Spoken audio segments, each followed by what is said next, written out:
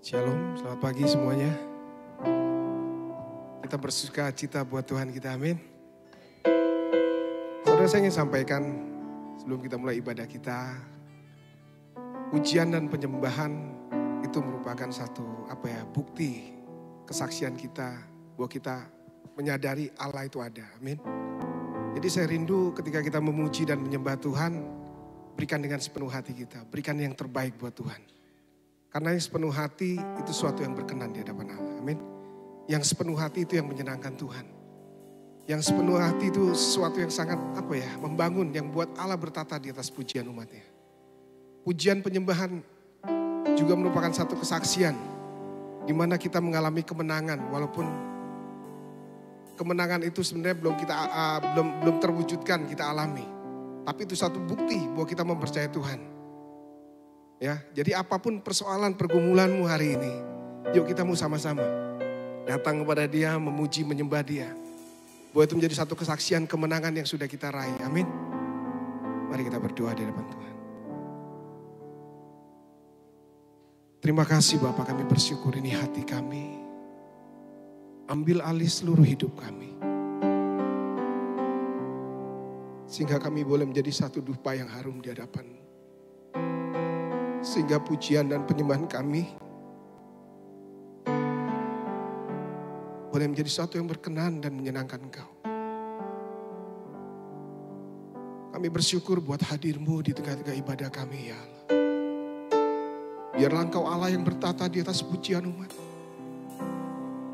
Biarlah kami mengungkapkan pujian dan penyembahan kami, Tuhan, sebagai pengagungan kami kepadamu sebab Kau Allah yang hidup.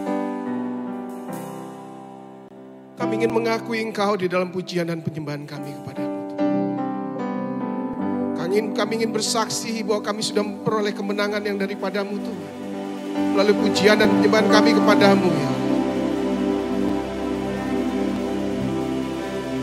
Biarlah damai sejahtera-Mu, ya Allah Bapa di surga, memerintah atas setiap hati kami. Mari saudara, kita mau sembah Dia. Datang dengan sepenuh hati di hadapan.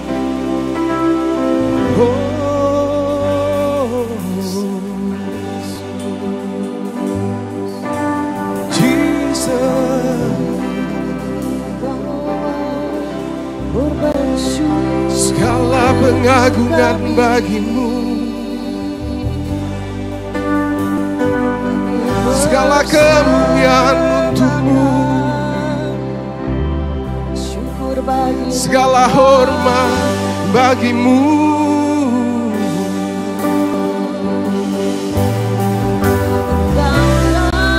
Ini hati kami, ini hidup kami, kami persembahkan bagi-Mu.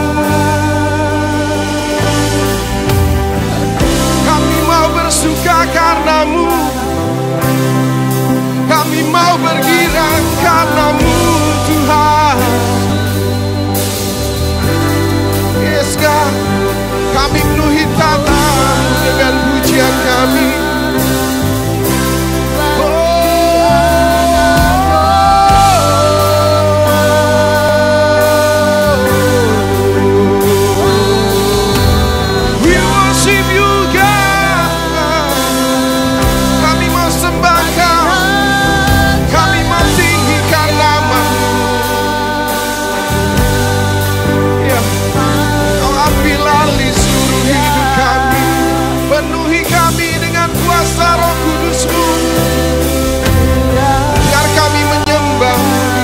Dan kebenaran-Mu, Kau Allah yang bertata di atas pujian umat-Mu. Kami mau sembah Kau, kami mau sembah Kau Tuhan. Kami mau tinggikan Kau Raja di atas segala raja. Kami mau agungkan Kau. Terima kasih Tuhan.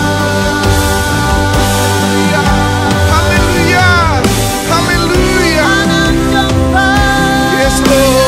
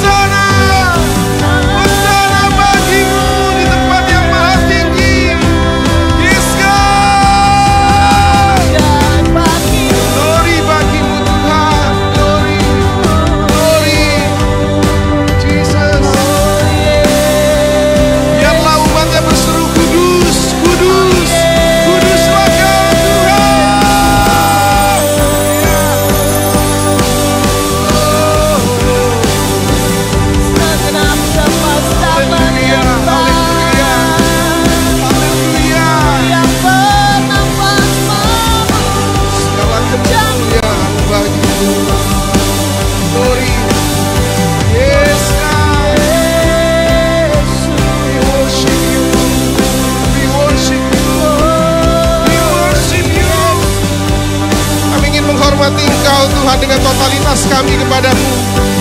Kami ingin menghormati Engkau Tuhan dengan hati yang sepenuhnya kepadamu. Terpujilah Engkau, Tuhan yang berkuasa. Haleluya. Puji namamu, Jesus.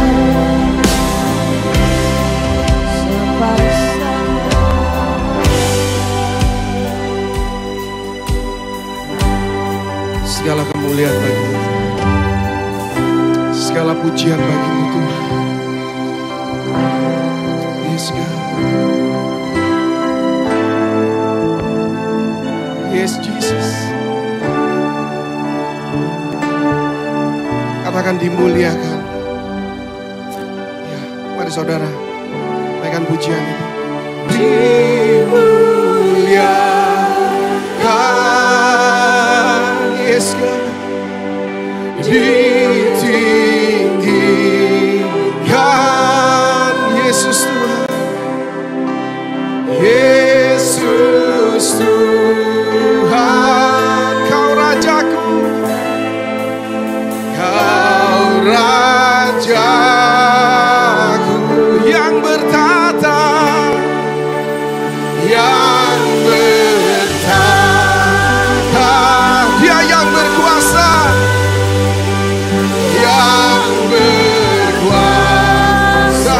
Yesus Tuhan, Yesus Tuhan, Kau Rajaku. Mari kita tinggikan Dia lebih lagi saudara. Amin. Katakan dimuliakan. Dimuliakan. Sing. Yes Lord. Ditinggikan. Amin Tuhan. Yesus Tuhan. Katakan Kau Rajaku. Kau Rajaku yang bertata,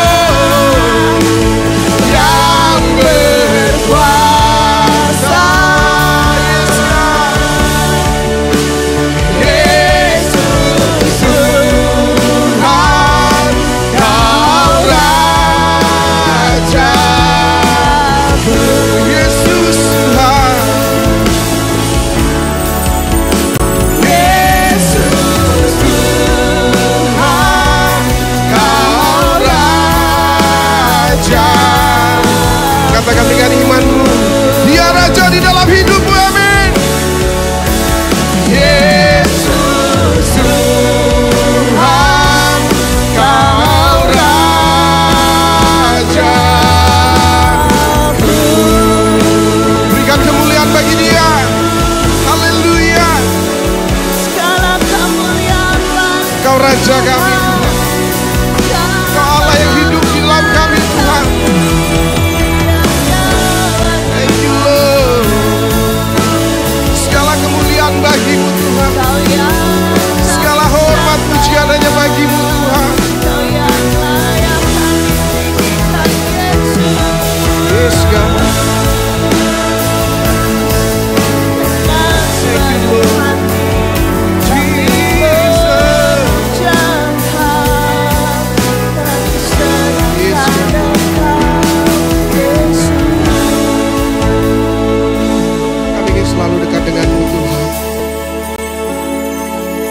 Kami tahu Tuhan Kau selalu ada buat kami. Kami ingin selalu menikmati hadir-Mu dalam setiap waktu kami. Karena kami menyadari Kau selalu hadir buat kami. Yes God. Thank you Lord. Dekat padamu itu rinduku.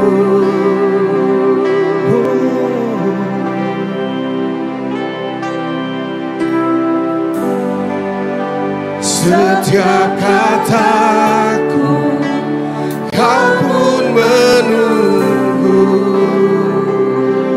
Amin Tuhan. Tak kusangka ku temukan satu kasih yang abadi. Ini ku datang dan ku bawa hidupku. Ku bawa sembahku Tuhan, memandang wajah-Mu, mengikuti kebaikan-Mu, mengejar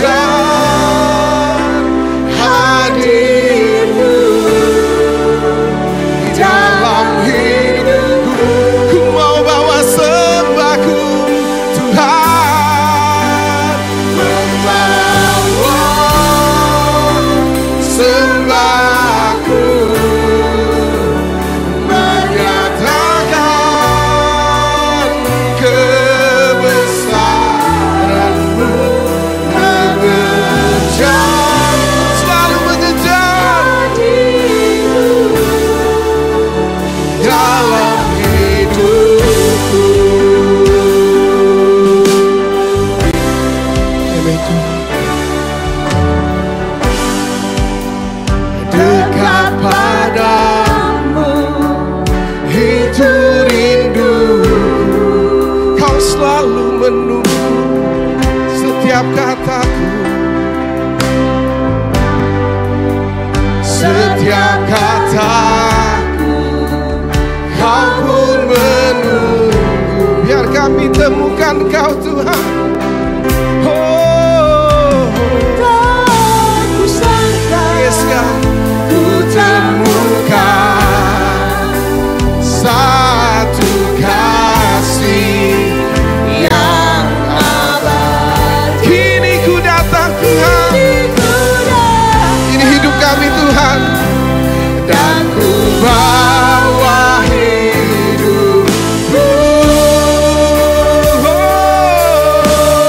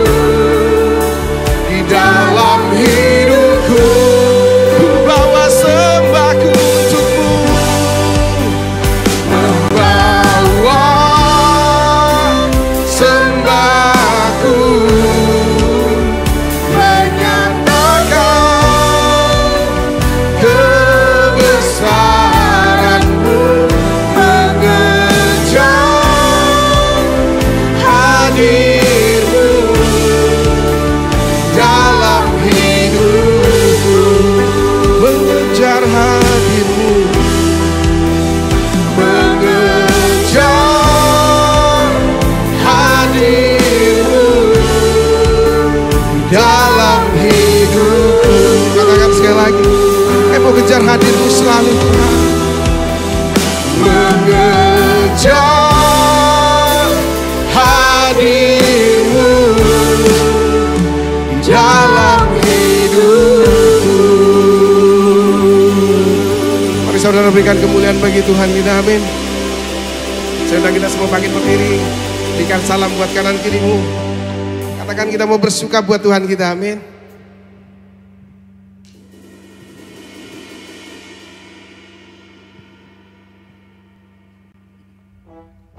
Mari kita naikkan pujian bersama-sama dengan sukacita buat Allah kita. Kami mau selalu berdiam di dalam hadir-Mu Tuhan.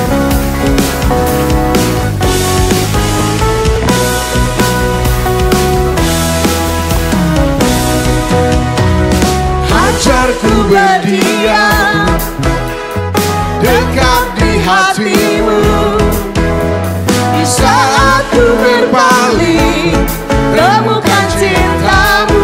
Di sana ku menanti, di sana Kau menanti, untuk bawaku lagi bersekutu dalam damai yang sejati.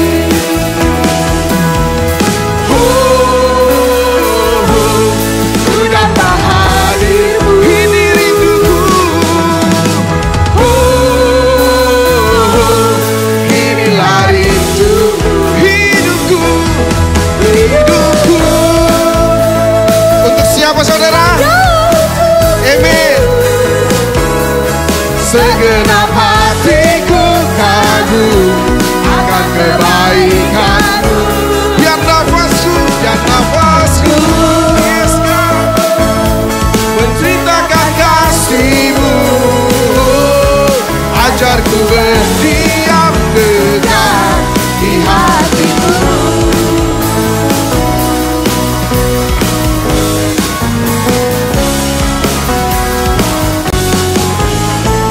Katakan bersama-sama.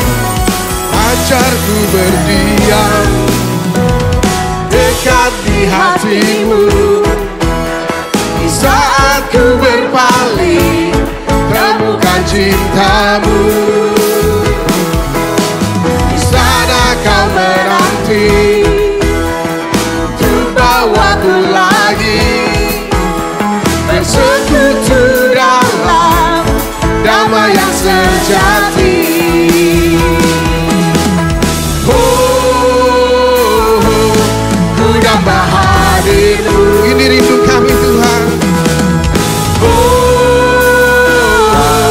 Inilah rinduku. Katakan hidupku, hidupku hanyalah untuk-Mu. Segenap hatiku kagum akan kebaikan-Mu, dan nafasku menceritakan kasih-Mu. Ajarku berdiam dekat di hati-Mu.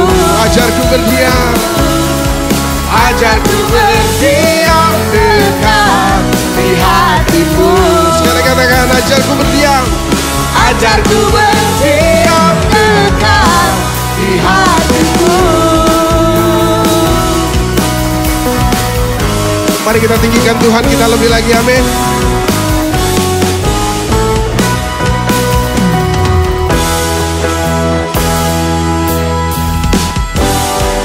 Kita serukan namanya Yesus, Raja di atas segala raja.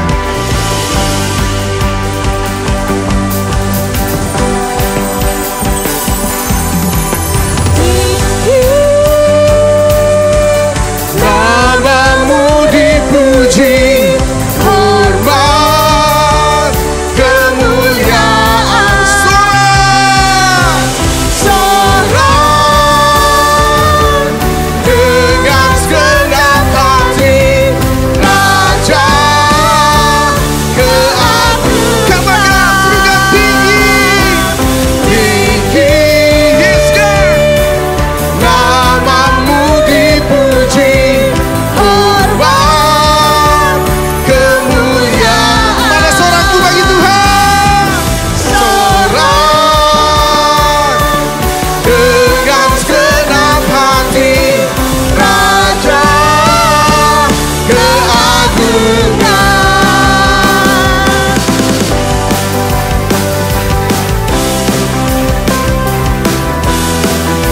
mulai iman kita, amin. Yesus Kristus Tuhan. Dasar dari yang kuharapkan, bukti dari segala yang tak kulihat. Iman berikan ku kekuatan. Untuk apa saudara? Untuk melakukan perkara yang hebat bersama Roh. Katakan, kita pasti menang. Ku pasti menang. Yeah. Tinggi namamu dipuji, hormat kemuliaan. Sorak-sorai dengan segenap hati, Raja keastukan. Tinggi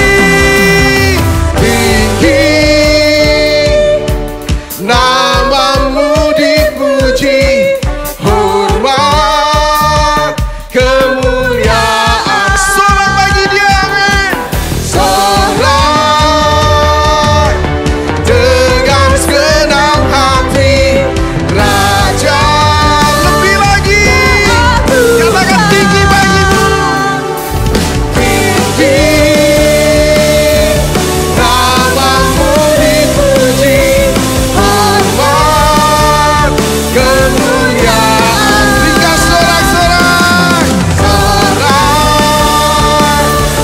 dengan segenap hati, Raja keagungan. Raja keagungan. Raja Yes, God. keagungan, Raja keagungan. Raja keagungan. Segala kemuliaan bagi Tuhan kita, amin. Bapak Ibu boleh kembali duduk.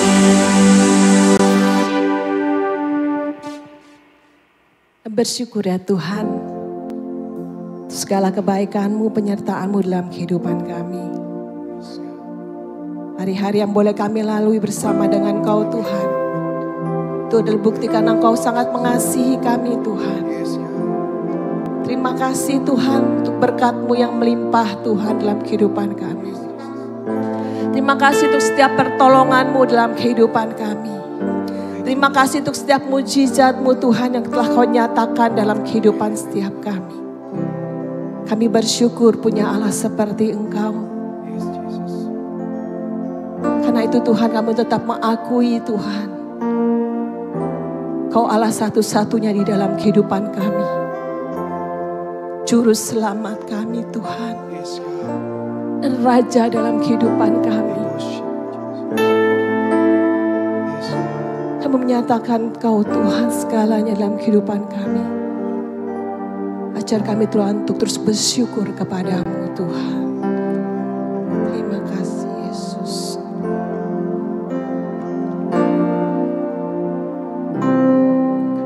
Ku bersyukur padamu untuk kasih setiamu, setiap hari, setiap Sabtu Kau menolong hidupku. Ku tahu Kau besertaku.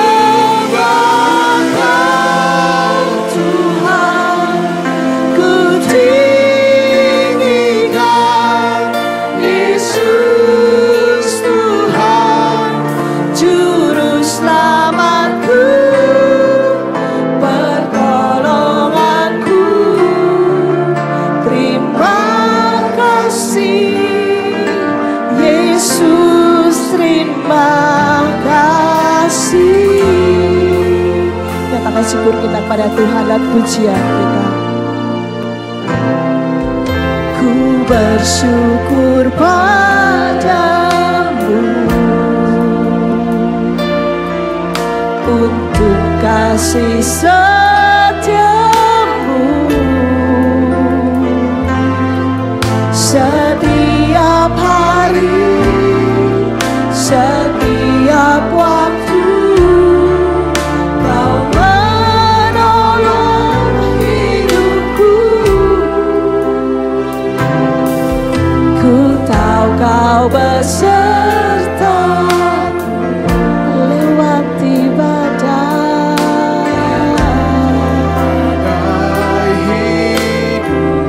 Kami tidak akan takut Tuhan. Ku tak akan takut, ku tak akan gentar, sebab Yesus sertaku. Ku datang kepadamu, memuji namamu Tuhan. Untuk gelap di dalam hadiratmu, menikmati kebaikanmu.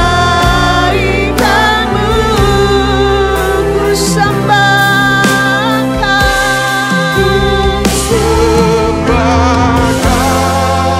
Tuhan, ku tinggikan Yesus Tuhan, Juru Selamatku, pertolonganku. Terima kasih Yesus, terima kasih. Katakan ku datang ya Tuhan.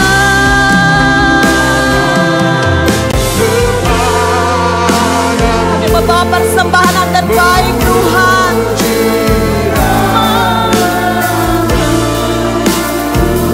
Terus tenggelam di dalam hadir-Mu.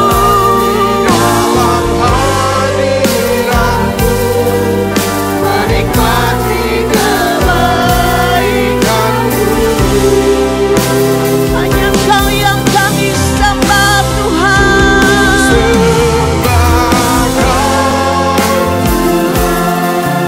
Ku tinggikan Yesus Tuhan, Juru Selamatku, pertolonganku. Terima kasih Yesus, terima kasih.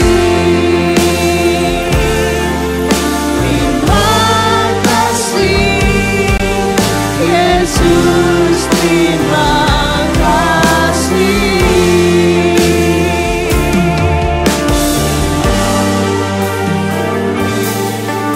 Yesus, terima kasih.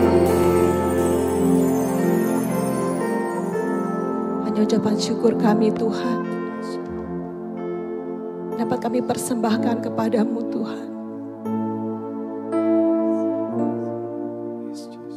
Terima kasih untuk segala kebaikan-Mu dalam kehidupan kami. Terima kasih Tuhan, kami boleh mengalami hadir-Mu Tuhan. Terima kasih Tuhan, segalanya sudah Kau berikan bagi kami Tuhan. Bahwa setiap kami semakin mengasihi Engkau Tuhan. Bahwa setiap kami Tuhan semakin mencintai Engkau Tuhan lebih dari apapun Tuhan. Terima kasih untuk kebaikan-Mu. Terima kasih untuk saat-saat Tuhan kami kita bersekutu dengan Engkau Tuhan. Terima kasih Tuhan untuk saat-saat terbaik kami lalui bersama dengan Engkau. Biar kini saatnya Tuhan, kami mau tinggal tenang di dalam hadirat-Mu mendengarkan kebenaran firman-Mu. Mari Roh Kudus beracara lebih dalam lagi bagi setiap kami. Firman-Mu menguatkan, menegur kami. Jadi firman-Mu menjadi kesembuhan bagi tubuh kami ya Tuhan. Terima kasih ya Allah, berdaulat penuh atas setiap kehidupan kami. Hanya di dalam nama Tuhan Yesus Kristus kami berdoa. Amin.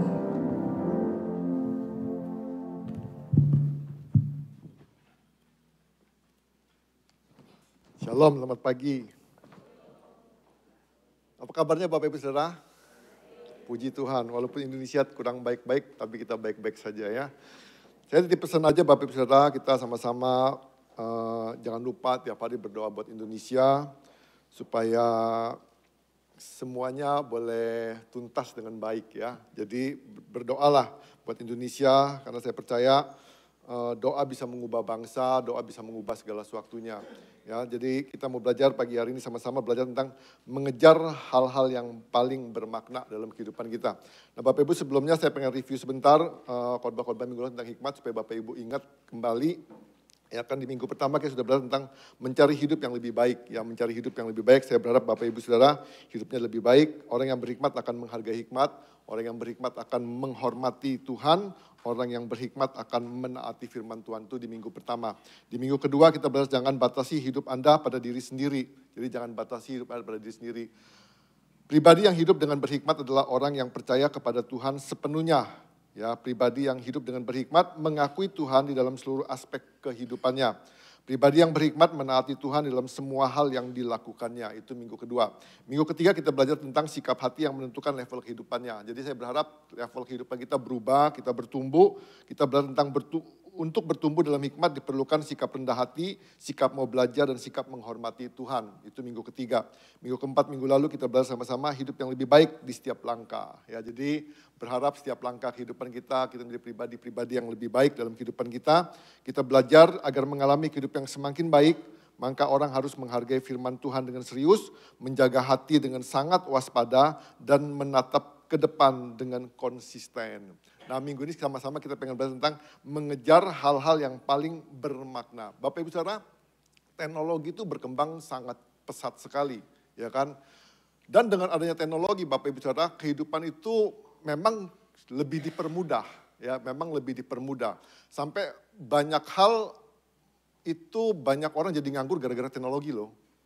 Ya, jadi Bapak Ibu Saudara, memang teknologi maju pesat, tapi di tengah-tengah kemajuan pesat itu juga banyak orang jadi kena dampak yang kurang baik dengan teknologi tersebut. Nah, tapi Bapak Ibu Saudara, ada orang yang nanya ke AI, ditanya begini, mungkinkah AI di masa depan menjadi sumber hikmat bagi umat manusia?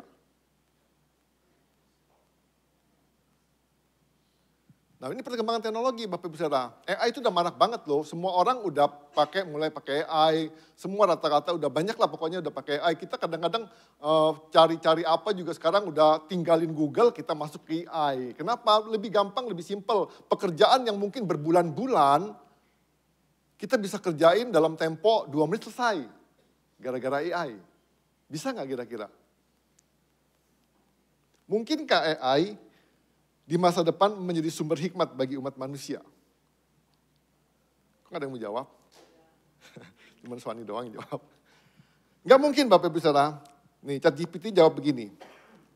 Tidak mungkin AI dapat menjadi sumber hikmat yang sejati bagi umat manusia dalam arti kata hikmat yang sepenuhnya. Artinya ChatGPT berkata bahwa AI bukanlah sumber hikmat dan tidak dapat menggantikan hikmat yang sejati. Nggak bisa Bapak Ibu Saudara. Ya nggak bisa. Terus dia ngomong lagi begini, masa depan yang paling sehat adalah masa depan di mana AI memperkaya pemahaman manusia, terutama dalam penelitian, pendidikan, dan pemecahan masalah. Tetapi hikmat tetap menjadi ranah manusia dan ilahi yang dipupuk dalam komunitas yang penuh kasih, tradisi, doa, dan karakter. Sebagaimana kalkulator tidak menggantikan ahli matematika, melainkan membantu mereka, demikianlah AI seharusnya mendukung manusia yang bijak dan bukan menggantikan mereka. Jadi AI nggak mungkin menggantikan hikmat Tuhan Bapak Ibu Saudara. Ya nggak mungkin. Hikmat adalah kemampuan untuk menerapkan pengetahuan dan kebenaran secara tepat dalam kehidupan yang nyata atau kemampuan membuat keputusan yang tepat. Itu hikmat.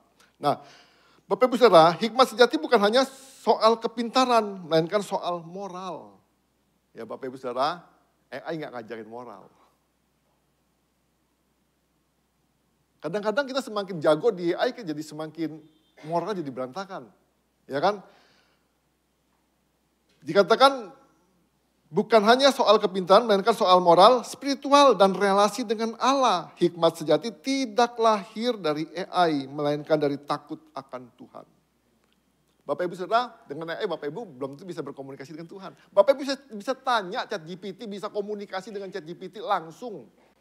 Tapi Bapak Ibu gak bisa gantiin ChatGPT itu sebagai Tuhan, gak mungkin. Gak mungkin Bapak Ibu saudara. Nah maka dikatakan dalam Amsal 9 ayat 10 dikatakan gini. Permulaan hikmat adalah takut akan Tuhan dan mengenal yang Maha Kudus adalah pengertian. Permulaan hikmat itu takut akan Tuhan. Nah kita pengen belajar Bapak Ibu saudara dalam Amsal 8 ayat 10 sampai 21, nanti kita baca bagian-bagiannya. Nah Bapak Ibu saudara kita pengen belajar mengejar hal-hal yang paling bermakna dalam kehidupan kita. Pertanyaannya begini, sudah bermakna belum kehidupan kita? Artinya benar-benar gini, memberi dampak buat orang lain, memberi nilai buat orang lain. Ya, jadi kita pengen belajar, apa yang Bapak Ibu kejar selama ini, hari-hari ini, bener nggak yang bermakna? Nah saya percaya gini, kalau itu bermakna dalam kehidupan kita pasti kejar lebih banyak dalam kehidupan kita, waktu-waktu yang kita berikan lebih banyak untuk hal-hal tersebut, karena itu hal tersebut bermakna. Contoh misalnya begini, kalau games itu memang lebih bermakna dalam kehidupan Bapak Ibu saudara, saya percaya kok kita bisa main games satu harian penuh main games. Kenapa? Karena memang games itu bermakna. Karena dia memberi dampak dalam kehidupan kita yang luar biasa. Nah jadi kita harus belajar benar-benar apa sih yang bisa kita pelajari mengejar hal-hal yang bermakna. Bisa gak sih hikmat tuh menolong kita mengejar hal-hal yang bermakna. Saya percaya Bapak Ibu saudara, kalau kita punya hikmat, saya percaya kok kita pasti batasin main gamesnya itu. Gak mungkin satu harian full kita main games.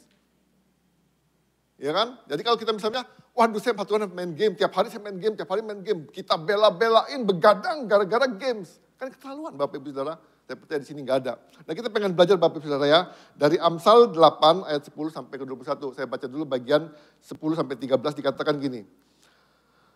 Terimalah didikanku lebih daripada perak dan pengetahuan lebih daripada emas pilihan. Karena hikmat lebih berharga dari permata. Apapun yang orang inginkan tidak dapat menyamainya. Aku, hikmat tinggal bersama kecerdasan. Dan aku mendapat pengetahuan dan kebijaksanaan. Takut akan Tuhan ialah membenci kejahatan. Aku membenci kesombongan, kecongkakan, tingkah laku yang jahat. Dan mulut penuh tipu muslihat. Bapak Ibu perhatiin ayat 10 dikatakan gini. Terimalah didikan daripada perak. Nah artinya gini Bapak Ibu, kalau kita nggak pernah mau belajar dalam kehidupan kita, dan kita nggak mau pernah belajar dan belajar, saya percaya Bapak Ibu, dikatakan gini, kenapa dikatakan terimalah didikan lebih daripada perak? Perak itu benda berharga waktu itu. Tapi dikatakan didikan jauh lebih berharga. Kenapa? Karena kalau ketika kita punya segala-galanya, tapi kalau kita nggak jadi pribadi yang terdidik dalam kehidupan kita, segala-galanya bisa hilang. Tapi ketika kita menjadi pribadi yang terdidik, kita bisa mendapatkan segala-galanya ketika kita belajar. Ketika kita dididik, ketika kita belajar, kita bisa mendapatkan perak tersebut. Nah maka dikatakan lagi, di sini dikatakan pengetahuan lebih daripada emas pilihan. Nah banyak orang mengejar emasnya daripada pengetahuannya. Banyak orang pokoknya gini, yang penting saya kerja dapat emas. Pengetahuan gak penting, tapi di sini dikatakan gini, pengetahuan lebih daripada emas pilihan. Ya bukan berarti Bapak Ibu gak boleh punya emas, boleh. Tapi dikatakan pengetahuan lebih daripada emas pilihan. Dikatakan ayat 11, karena hikmat lebih berharga daripada permata. Apapun yang orang inginkan tidak dapat menyamainya. Nah artinya Bapak Ibu saudara, kita boleh punya segala-galanya. Tapi kalau kita gak punya hikmat, segala-galanya bisa ludes. Loh bener loh, Bapak Ibu banyak contoh-contoh Bapak Ibu bisa ngeliat sendiri. Orang yang punya segala-galanya ketika dia tidak terdidik. Ketika dia gak punya pengetahuan, ketika dia gak punya hikmat, semuanya ludes. Dia pakai hartanya untuk foya-foya. Dia pakai hartanya untuk kepuasan kepribadi. Akhirnya semuanya hilang. Makanya saya katakan hikmat itu penting banget. Nah saya percaya Bapak Ibu saudara, kalau kita punya hikmat, saya percaya Tuhan akan tolong kita. Kita akan memutuskan perkara-perkara dengan baik dan kita akan menjadi pribadi-pribadi yang lebih baik. Nah pertanyaannya ini kita belajar hikmat menjadikan hidup yang bermakna sebab. Kenapa hikmat menjadikan hidup kita bermakna? Yang pertama Bapak Ibu saudara, hikmat menentukan perilaku sehari-hari. Ya, hikmat menentukan perilaku sehari-hari. Nah dikatakan begini, di ayat ke-12 dan 13, aku hikmat tinggal bersama kecerdasan dan aku mendapat pengetahuan dan kebijaksanaan. Bapak Ibu perhatiin, aku hikmat tinggal bersama kecerdasan. Nah artinya Bapak Ibu saudara, di dalam hikmat itu gak berjalan sendiri, ada kecerdasan. Terus dikatakan gini, Dan aku mendapatkan pengetahuan, hikmat itu mendapat pengetahuan dan kebijaksanaan. Nah Bapak Ibu, kalau kita belajar segala sesuatu dengan hikmat Tuhan, dengan tuntunan Tuhan, saya percaya banyak hal yang kita bisa temukan dalam kehidupan kita. Contoh, kalau Bapak Ibu baca buku, atau Bapak Ibu baca Alkitab, nggak semua orang bisa pahamin itu isi Alkitab. Ya, contoh aja paling gampang kalau kita dengar khotbah. Nggak semua orang itu pulang nangkep apa yang menjadi inti, maksud, tujuan yang bisa diterapkan dalam kehidupan kita. Tapi ketika hikmat Tuhan ada dalam kehidupan kita, ketika pengetahuan Tuhan ada dalam kehidupan kita, kita tahu, oh ini nih yang harus kita kerjain. Kita tahu, ini nih kebijaksanaannya. Kita tahu. Kenapa? Karena hikmat. Maka dikatakan, aku hikmat tinggal bersama kecerdasan. Dan saya percaya kalau orang yang berhikmat, orang itu pasti cerdas. Dia tahu apa yang harus dikerjain. Dia tahu apa yang harus diputusin. Nah jadi nggak sembarangan ini karena dikatakan aku hikmat tinggal bersama kecerdasan dan aku mendapat pengetahuan. Hikmat, dengan hikmat kita dapat pengetahuan, dengan hikmat kita dapat kebijaksanaan. Jadi hidup kita jadi nggak selebor, hidup kita jadi nggak sesuka-suka kita. Nah Bapak Ibu perhatiin ayat ke-13 yang dikatakan gini, takut akan Tuhan ialah membenci kejahatan. Permulaan hikmat adalah takut akan Tuhan. Ya, permulaan hikmat adalah takut akan Tuhan. Di sini katakan takut akan Tuhan ialah membenci kejahatan. Nah, kalau kita berhikmat Bapak Ibu Saudara, otomatis perilaku kita berubah. Otomatis perilaku kita jadi lebih baik. Jadi otomatis hikmat itu menentukan perilaku kita. Apa yang kita pelajarin, apa yang kita tahu, dengan hikmat Tuhan kita tahu ini jahat, ini salah, ini nggak benar, jangan lakuin. Nah, maka dikatakan takut akan Tuhan adalah membenci kejahatan. Hikmat itu benci kejahatan. Nah Bapak Ibu kalau ngomong kejahatan itu banyak ya. Jahat itu bukan soal gini aja ya. Bukan soal maling ayam. Bukan soal maling motor aja. Waktu kita mulai menjudge orang. Menyalahkan orang atau mensisihkan orang. Itu ya kejahatan loh. Ya kan jadi kita jangan berpikir kejahatan itu cuma nyolong, bunuh orang, rampok. Ya kan kita kadang-kadang mikirnya gitu. Oh saya gak mau jahat, saya gak curi, saya gak apa-apa segala macam. Nah tapi kita membenci kejahatan. Aku membenci kesombongan. Aku membenci kesombongan, kecongkakan. Kesombongan sama congkak itu kakak adik lah kurang lebih ya. Kalau sombong itu bicara tentang ke diri sendiri. Kalau congkak itu bicara tentang memamerkan sesuatu, congkak. Kalau simpelnya gini, kalau sombong itu akar pohon, kalau congkak itu buah pohon, kurang lebih seperti itulah, ya kan? Jadi kalau sombong itu akarnya, kalau congkak itu buahnya. Ya, jadi Bapak Ibu bisa terjemahin sendiri lah ya, congkak dengan sombong, gak usah cobain lagi. Nah terus dikatakan begini, takut akan Tuhan dalam membenci kejahatan, aku membenci kesombongan, kecongkakan, tingkah laku yang jahat. Nah Bapak Ibu kita belajar nih, kita lihat perilaku kita. Kira-kira perilaku kita itu dalam kehidupan kita sehari-hari bener gak sih? Nah izinin hikmat itu nolong kita, izinin ke pengetahuan, kecerdasan itu. Jadi gak cukup aja Bapak Ibu Saudara. Kalau kita cuma pakai kecerdasan, kalau kita pakai pengetahuan, pakai kebijaksanaan tanpa hikmat, kita jadi penjahat loh. Itu yang suka ngebobol bank. Orang yang bisa tipu-tipu itu bukan orang goblok loh. Orang pinter. Hacker-hacker itu bukan orang abal-abal. Mereka orang pinter Bapak Ibu Saudara. Tapi kepintaran mereka tanpa hikmat Tuhan, tanpa takut akan Tuhan, mereka gunakan dengan hal-hal yang tidak baik. Bisa aja kita juga kan kita tahu nih tentang firman Tuhan, kita punya kebijaksanaan, kita punya pengetahuan, kita punya kecerdasan tanpa takut akan Tuhan. Maka dikatakan tingkah laku yang jahat. Hikmat tuh benci tingkah laku yang jahat. Nah kalau artinya kita belajar gini, tingkah laku kayak seperti apa sih? Perbuatan kita gimana?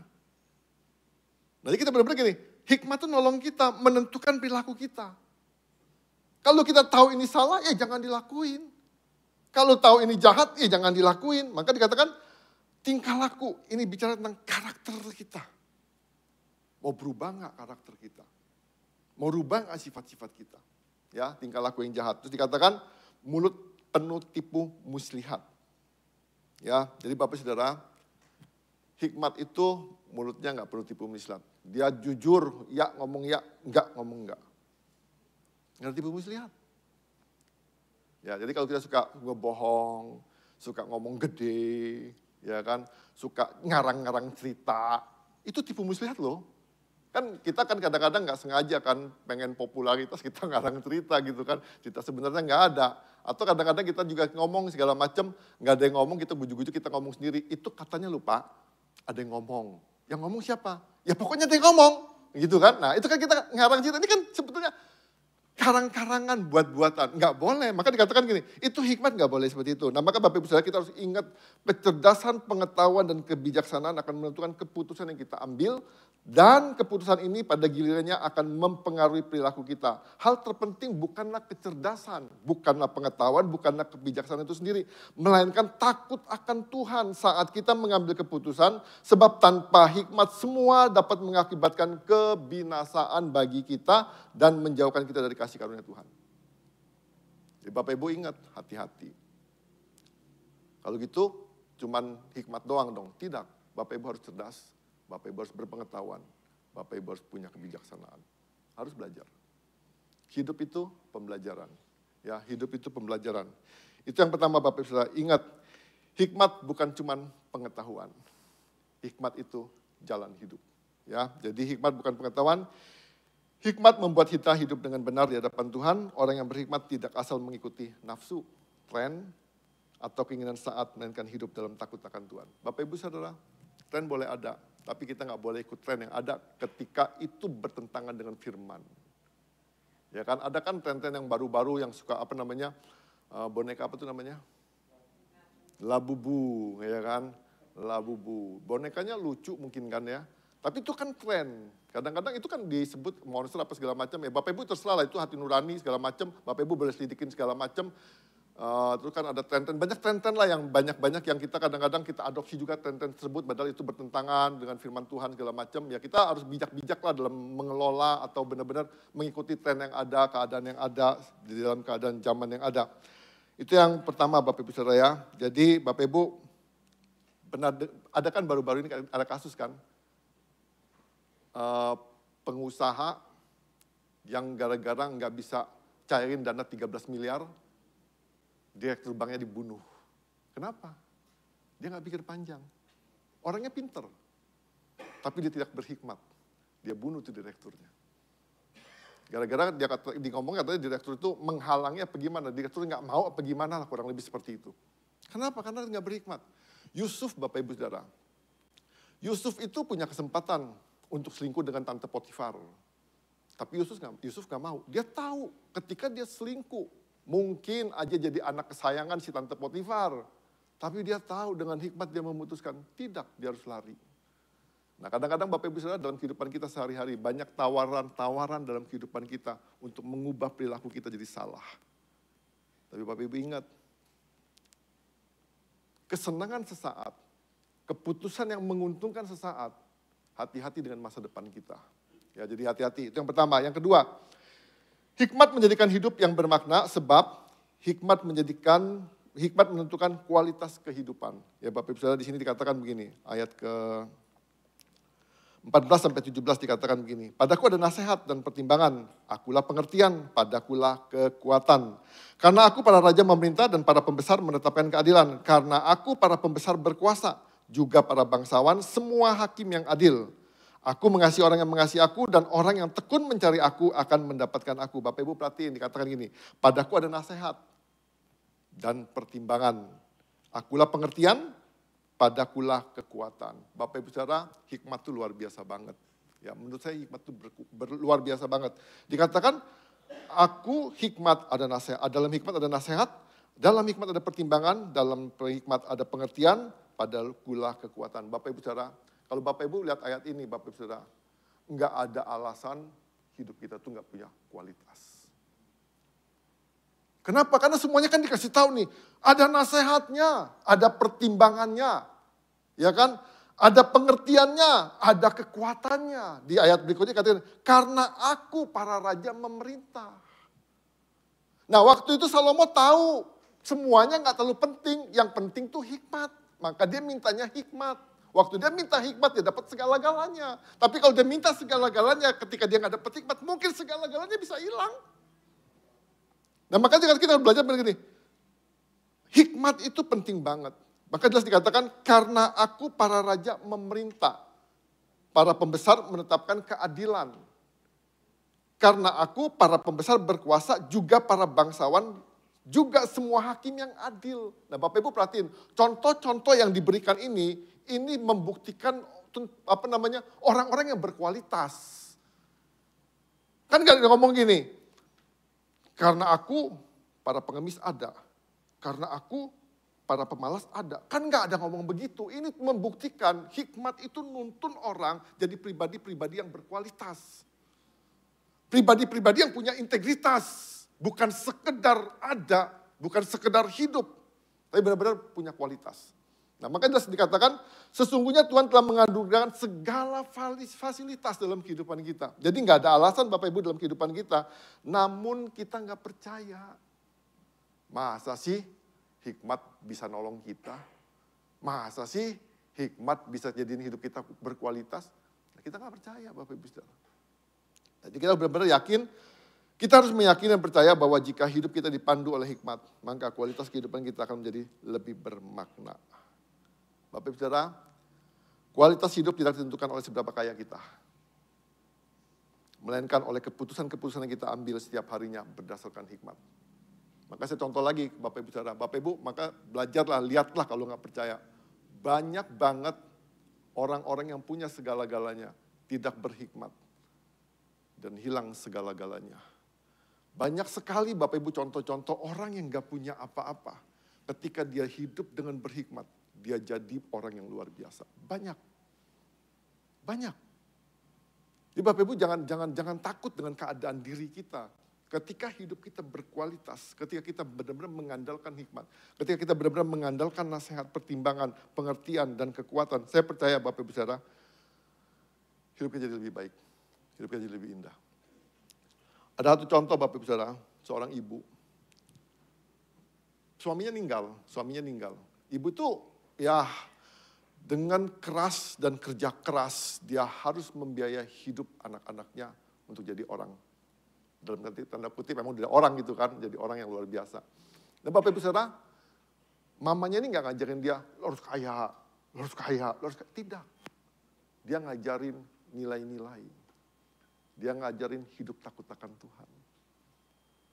Bapak Ibu, anak-anaknya jadi orang-orang luar biasa loh. Nah kadang-kadang kita salah ngajar. Kita ngajak anak, lo harus kaya. Kalau gak kaya lo dihina orang lo. Lo kalau gak kaya lo diinjek orang lo. Kita ngajar salah Bapak Ibu Saudara. Iya kan? Saya percaya Bapak Ibu miskin pun gak diinjek orang. Loh, beneran kan Bapak Ibu ada yang diinjek-injek orang kan gak ada. Kalau misalnya kita gak punya apa-apa emang diinjek-injek orang kan gak juga gitu kan. Memang Bapak Ibu itu kan cuman, kalau orang ngomong gitu kan itu cuman kalimat kiasan gitu kan. Kita mau diinjek orang gak diinjek orang ya kitanya nentuin lah. Kalau kita hidupnya gak bener ya kita pasti dihina orang lah. Walaupun kita berduit sekalipun kita pasti dihina orang juga kan. Kalau kita hidupnya gak bener gitu kan. Nah jadi benar-benar, nah Bapak Ibu kesaksian juga di Daniel. Daniel Bapak Ibu ya, Daniel itu, nih saya bacain aja Daniel 5 ayat 14 dikatakan begini.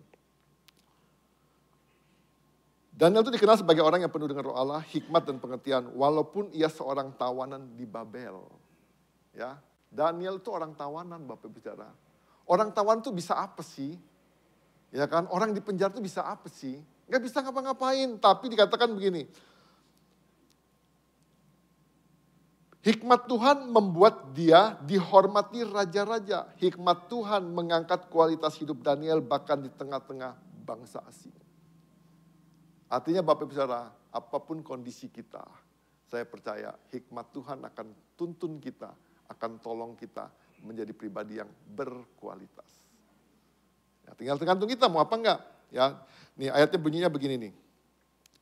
Telah ku dengar tentang engkau bahwa engkau penuh dengan roh para dewa dan bahwa padamu terdapat kecerahan, akal budi dan hikmat yang luar biasa. Wah, ya saya ulangin lagi. Telah ku dengar tentang engkau, ini yang ngomong mereka loh. Jadi katakan, telah ku dengar tentang engkau bahwa engkau penuh dengan roh para dewa dan bahwa padamu terdapat kecerahan, akal budi dan hikmat yang luar biasa. Jadi Bapak Ibu Saudara, ingat, hidup berkualitas. Bukan soal harta, bukan soal jabatan. Tapi soal hidup berintegritas, penuh damai dan berarti bagi orang lain. Itu yang kedua. Yang ketiga, hikmat menjadikan hidup bermakna. Sebab hikmat mendatangkan warisan yang mulia. Ya, hikmat itu mendatangkan warisan yang mulia. Nah, di sini katakan gini, ayat 18 sampai 21. Kekayaan dan kehormatan ada padaku, juga harta tetap dan keadilan. Bapak Ibu dikatakan kekayaan dan kehormatan ada padaku, juga harta yang tetap dan keadilan. Buahku lebih berharga daripada emas, bahkan daripada emas tua. Hasilku lebih daripada perak pilihan. Aku berjalan di jalan kebenaran, di tengah-tengah jalan keadilan. Dikatakan, supaya kuwariskan harta kepada yang mengasihi aku, dan kuisi penuh perbendaharaan mereka. Bapak Ibu Saudara, hikmat akan memberikan warisan dalam kehidupan kita. Nah, artinya Bapak Ibu Saudara, ayo sama-sama kita belajar. Memberi warisan kepada anak harta baik, enggak salah. Tidak salah. Tapi banyak orang ngomong begini, ketika kita cuma mewariskan harta tanpa hikmat, paling tahan di 2 generasi, harta tuh ludes. Nanti kalau kita nggak pernah ngajarin, kalau kita nggak pernah memberi, warisan terbesar bukanlah harta duniawi, melainkan kehidupan yang berintegritas dan keturunan yang takut akan Tuhan. Ini warisan yang benar-benar takut akan Tuhan. Ajarin anak-anak takut akan Tuhan. Sebelum kita ngajarin anak-anak takut akan Tuhan, kita belajar dulu dalam kehidupan kita takut akan Tuhan. Kita belajar hidup takut Tuhan. Maka dikatakan, saya ulangi lagi nih, kekayaan dan kehormatan ada padaku. Ya, kekayaan dan kehormatan ada pada hikmat. Ada pada hikmat. Artinya gini, hikmat itu benar-benar nolong kita. Menjadikan kita, mendatangkan warisan dalam kehidupan kita. Terus dikatakan, juga harta yang tetap dan keadilan. Harta tetap. Bukan pergi terus balik, pergi balik, pergi balik. Ini tetap dikatakan. Tetap dan keadilan. Buahku lebih berharga daripada emas. Bahkan daripada emas tua, hasilku lebih daripada perak pilihan. Artinya Bapak Ibu Saudara, ketika Bapak Ibu mendapatkan hikmat, Bapak Ibu dapetin segala-galanya. Nah, tapi Bapak Ibu Saudara, gimana dapetin hikmatnya? Itu penting. Ya, maka dikatakan gini, aku berjalan di jalan kebenaran, hikmat itu selalu berjalan dalam kebenaran. Hikmat itu selalu berjalan di tengah-tengah keadilan. Belajar Bapak Ibu Saudara, kita harus belajar ngomong benar, kita harus belajar hidup adil. Kepada siapapun, dimanapun kita berada. Nah, saya percaya Bapak Ibu Saudara, ketika kita benar hidup dengan benar, saya percaya banyak orang bisa percaya sama kita. Ya, kalau kita mau gimana pun juga, ketika kita udah mulai tidak hidup jujur aja Bapak Ibu Saudara. Kalau orang udah gak percaya sama kita, sulit sekali orang bisa percayain pertanggungjawaban dalam kehidupan kita. Gak mungkin, susah aja, susah. Nah, terus dikatakan, aku berjalan dalam kebenaran di tengah-tengah keadilan supaya, nah Bapak Ibu perhatiin, kenapa kita harus berjalan dalam kebenaran, kenapa kita harus berjalan dalam keadilan, dikatakan ini, supaya kuwariskan harta kepada yang mengasihi aku. Kalau kita hidup dalam hikmat Tuhan, supaya kuwariskan harta kepada yang mengasihi aku dan kuisi penuh perbendaharaan mereka. Artinya Bapak Ibu Saudara, orang yang benar, orang yang adil, jangan takut kekurangan. Jangan takut. Jangan takut. Nah, kalau kita ngalamin kekurangan, Bapak Ibu harus jujur.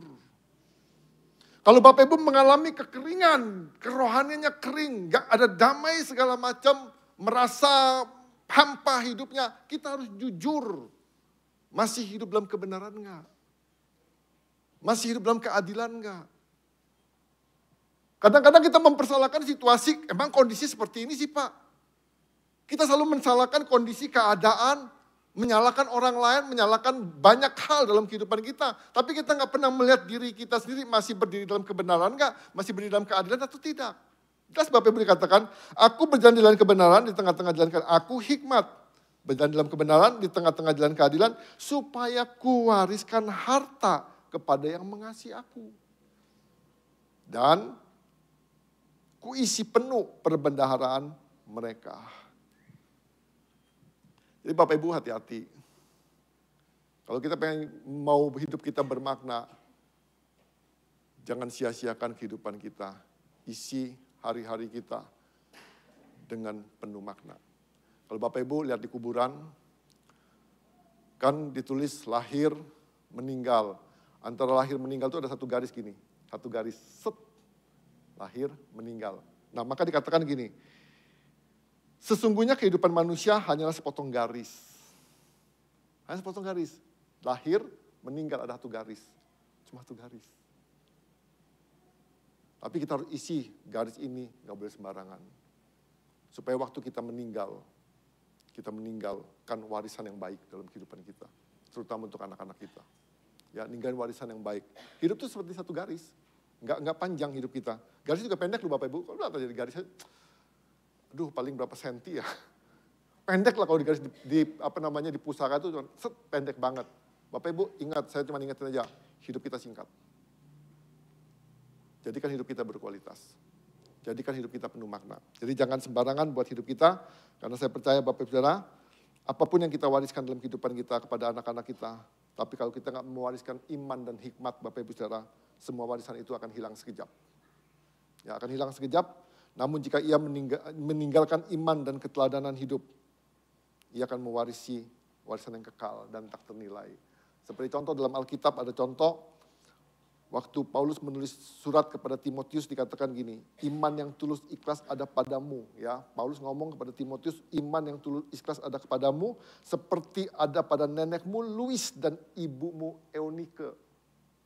Timotius, Eunike, ini harusnya mama nih. Loh, ini kan suami istri, ya Eunike. Ya Bapak Ibu Saudara, ini benar-benar ini warisan legasi dari neneknya ke mamanya ke Timotiusnya. Legasi, warisan. Nah, jadi kita benar-benar, ayo sama-sama kita belajar dalam kehidupan kita. Harta rohani yang diwariskan dari generasi-generasi adalah warisan yang lebih berharga daripada emas dan perak. Harta rohani. Ajar anak-anak kita takut akan Tuhan. Jangan ajar anak-anak kita nguber emas, nguber ini harta. Enggak, percayalah Bapak Ibu Saudara. Ketika dia punya hikmat, ketika dia punya takut akan Tuhan. Saya percaya gini, janji Tuhan itu akan digenapi. Janji Tuhan itu dikatakan lebih daripada emas. Bapak Ibu, anak-anak akan mengalami kelimpahan dalam kehidupan mereka. Percayalah. Ya, ajar anak-anak yang enggak sekolah minggu, ayo anak-anak didorong sekolah minggu, gitu kan. Ayo bangun sekolah minggu. Untuk apa? Supaya anak-anak terlatih takut akan Tuhan, supaya dia beriman. Ya, jadi Bapak Ibu Saudara yang punya anak-anak yang enggak ke gereja mungkin dorong anak-anaknya ke gereja. Yang mungkin juga ada anak-anaknya yang masih kecil, kita pikir rewel segala macam. Udahlah Bapak Ibu ajak aja, latih iman mereka. Latih rohani mereka supaya mereka mengalami pertumbuhan dalam kehidupan mereka. Jadi Bapak Ibu Saudara, mari mengejar hal-hal yang paling bermakna, bukan sekedar kekayaan tapi hikmat untuk hidup benar. Bukan sekedar sukses tapi kualitas hidup yang kudus, bukan sekedar harta, tetapi warisan iman bagi generasi berikutnya. AI hanya bisa menolong, tetapi hanya hikmat Tuhan yang mampu membuat hidup bermakna. Mari mencari Kristus, Sang Hikmat Allah, dan hidup dalam keputusan yang benar, berkualitas, dan meninggalkan warisan rohani yang mulia bagi generasi berikutnya. Bapak Ibu, cuma satu untuk dapat hikmat, cari Tuhan. Ayo pakai waktu-waktu kita untuk bersekutu dengan Tuhan. Pakai waktu-waktu kita, kesempatan kita untuk benar-benar gini. Ayo perbanyak waktu bersama dengan Tuhan. Ya, banyak waktu bersama dengan Tuhan. Dan saya percaya Bapak Ibu jadikan hidup kita menjadi pribadi-pribadi yang bermakna. Mari kita berdoa.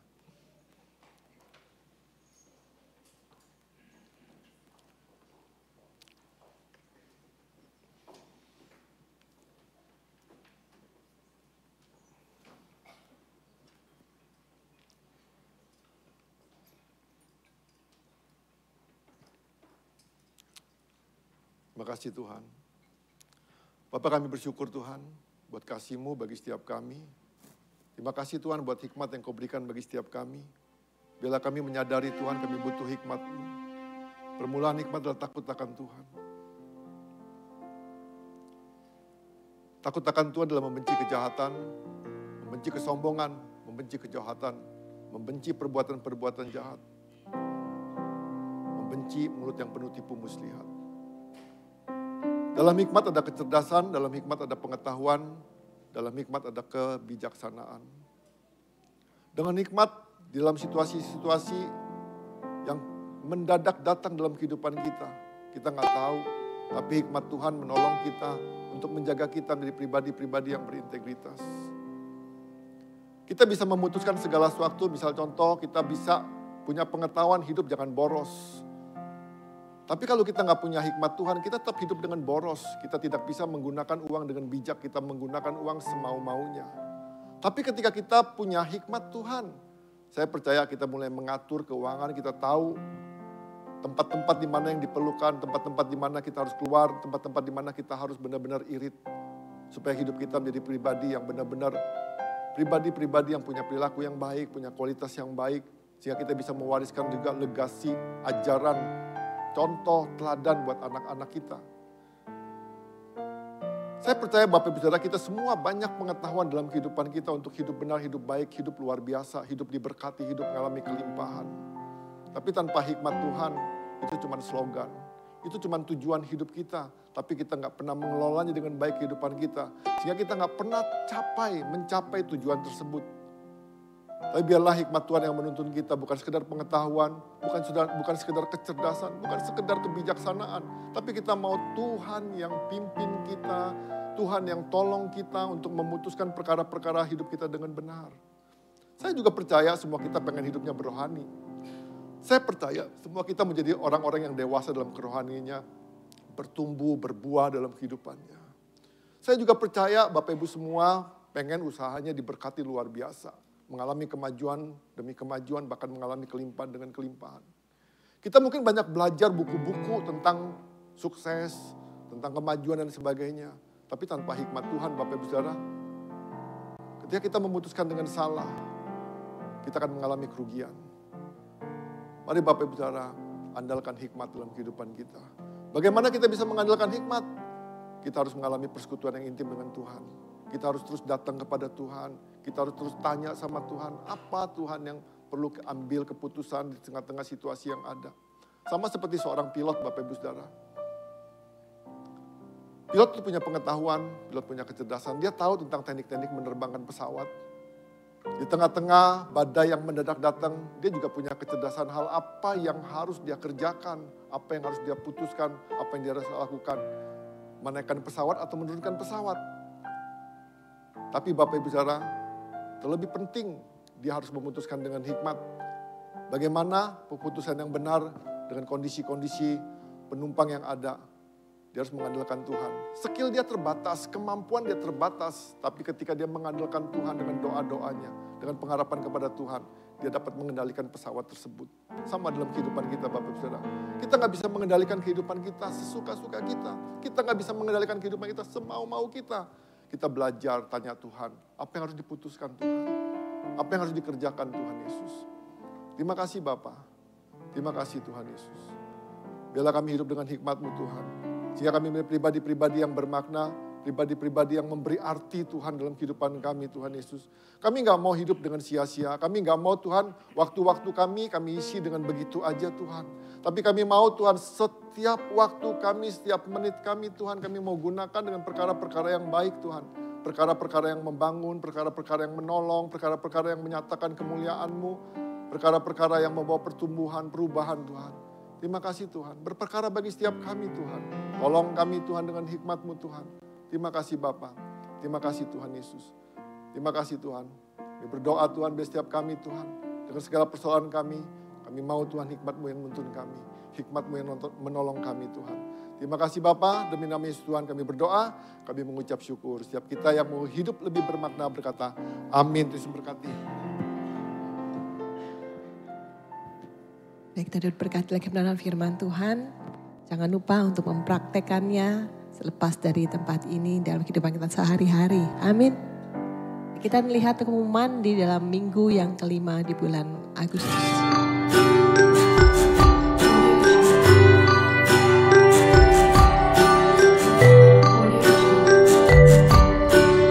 Sembahan persepuluhan dan ucapan syukur dapat ditransfer ke laporan keuangan dari tanggal 24 sampai dengan 30 Agustus.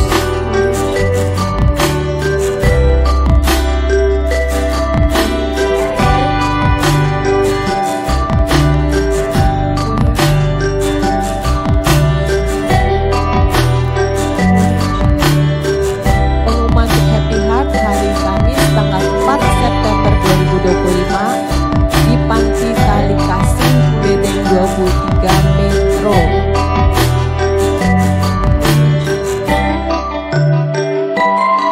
mohon untuk segera mendaftar kepada Bapak Ibu Senior dan titik kumpul di MDC Metro pada pukul 3 sore.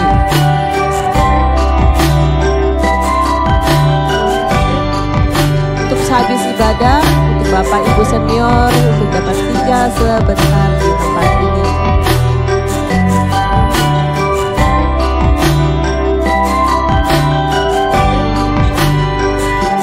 Kelas TK dan HB akan dimulai pelajaran pertama pada hari Kamis tanggal 4 September 2025 pukul 6 sore di MDC.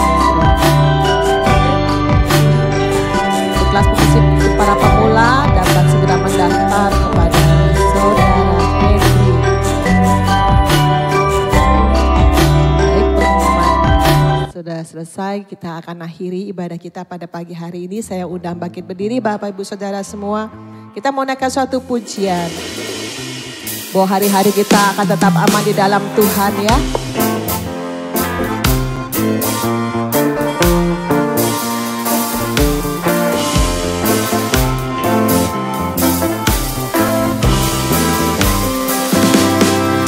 Aku tahu kan hari esok, namun langkahku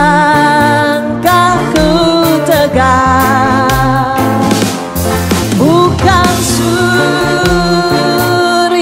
ku harapkan, karena surya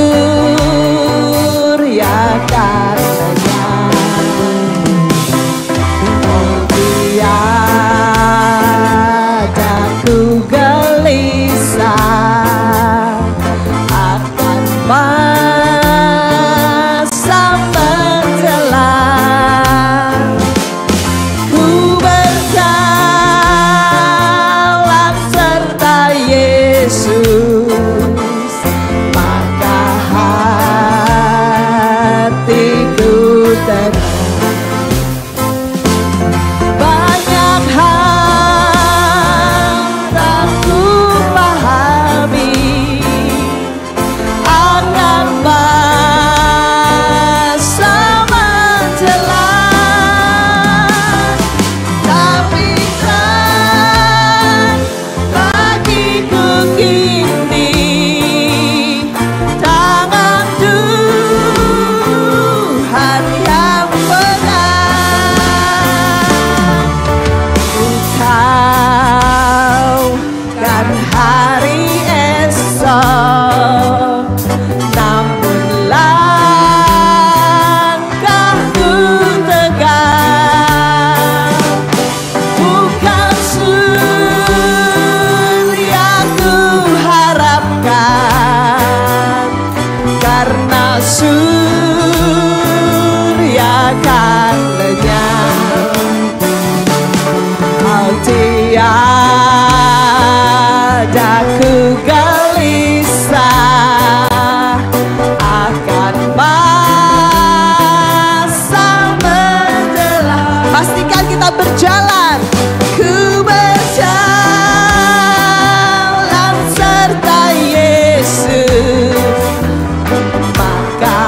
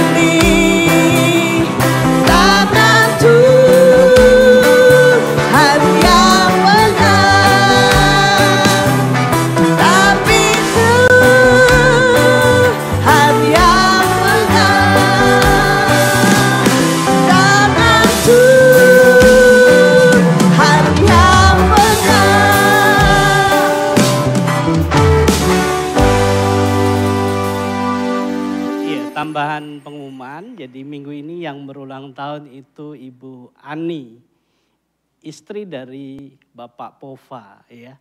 Tanggal 2 September ya. Tuhan Yesus memberkati. Bapak Ibu Saudara, kita boleh saat ini meluangkan waktu untuk berdoa bagi bangsa dan negara kita. Mari kita bersama-sama untuk berdoa bagi bangsa dan negara kita. Engkau Allah yang baik ya Tuhan bagi bangsa kami. Yang berencana ya Tuhan bagi bangsa kami. Engkau terus berkarya Tuhan atas bangsa kami. Tuhan campur tangan Tuhan. Bangsa kami ya Tuhan. Nyatakan Tuhan. Kasih Tuhan. Ampuni segala dosa-dosa yang dilakukan ya Tuhan bangsa kami ya Tuhan. Engkau Allah yang terus berkarya Tuhan atas bangsa kami Tuhan. Kebaikan-kebaikan yang ada Tuhan boleh terjadi Tuhan atas bangsa kami. Ya Allah berkati Indonesia Tuhan. Berkati ya Tuhan Indonesia dengan anugerah-Mu ya Tuhan. Nyatakan Tuhan Tuhan untuk bangsa kami. Sehingga damai sejahtera-Mu turun atas bangsa kami ya Tuhan. Allah yang merawat bangsa kami Tuhan dengan keseluruhan situasi yang terjadi Tuhan. Kau Allah yang terus membawa bangsa ini pada satu perubahan yang positif ya Tuhan. Katakan ya Tuhan yang baik yang benar Tuhan untuk bangsa kami Tuhan. Allah yang terus berkati ya Tuhan bagi para pemimpin kami Tuhan. Hikmat-Mu yang bekerja, Hikmat-Mu yang berkati Tuhan atas setiap ya Tuhan orang yang ada di dalam bangsa kami ya Tuhan. Terima kasih ya Bapa. Oh Yesus, tolong Indonesia Tuhan, tolong Indonesia ya Tuhan. Ya Allah yang baik ya Tuhan, Kau yang baik.